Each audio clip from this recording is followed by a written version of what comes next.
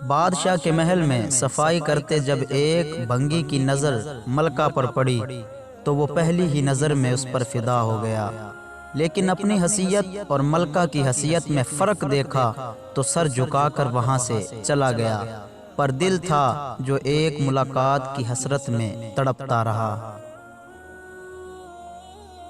عشق کی بیماری نے جسمانی بیماری کا روپ لیا اور وہ بستر پر پڑ گیا۔ بھنگی کی بیوی بھی اس ساری حالت سے واقف تھی۔ بھنگی کی خراب حالت کی بنا پر اس کی بیوی اس کی جگہ کام پر لگ گئی۔ کئی دن تک جب بھنگی ملکہ کو وہاں نظر نہ آیا تو اس نے اس کی بیوی سے دریافت کیا۔ بھنگی کی بیوی یہ سوچ کر گھبرا گئی کہ ملکہ کو اصل بات بتا دی تو نہ جانے کیا حال ہوگا ہمارا، لیکن ملکہ نے اس کی گھبراہٹ جانچ کر اسے اعتماد میں لیا اور حقیقت پوچھی۔ بھنگی کی بیوی نے وہ ساری صورتحال ملکہ کے گوش گزار کر دی۔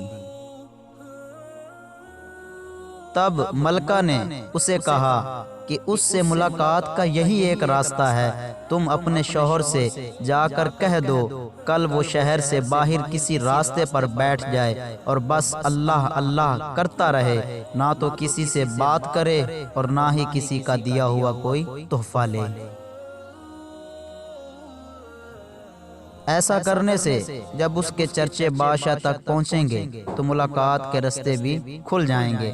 ملکہ کا پیغام سنتے ہی بھنگی کی جان میں جان آئی اور وہ گداؤں کا بھیس بدل کے ایک راستے پہ جا کے بیٹھ گیا اور اللہ اللہ کا ورد شروع کر دیا۔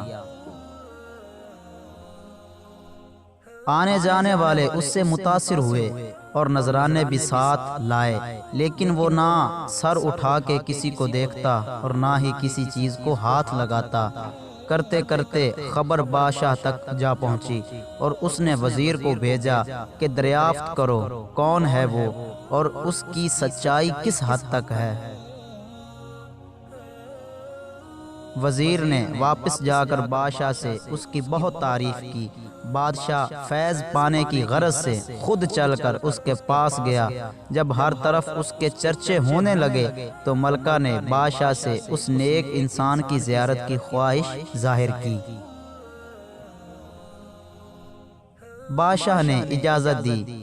اسی اثناء میں جب بھنگی کو احساس ہوا کہ اب تک وہ دل سے نہیں صرف ایک دنیاوی مقصد کے تحت ہی اللہ پاک کے نام کی تسبیح کر رہا تھا، وہ جھوٹا ہے لیکن پھر بھی اللہ کی رحمت اس پر اس قدر ہے کہ لوگ اس کے سامنے جھک رہے ہیں، کیا بادشاہ اور کیا عام آدمی، سب ہی اس کو عزت دے رہے ہیں۔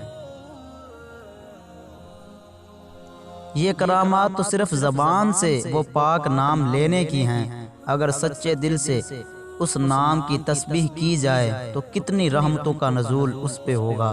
جب ملکہ اس کے پاس پہنچی تو اس نے سر اٹھا کر اس کی طرف نہ دیکھا اور وہ روتی ہوئی واپس اپنے محل چلی گئی۔ بے شک اس پاک ذات کا ذکر اپنے آپ میں ایک رحمت ہے۔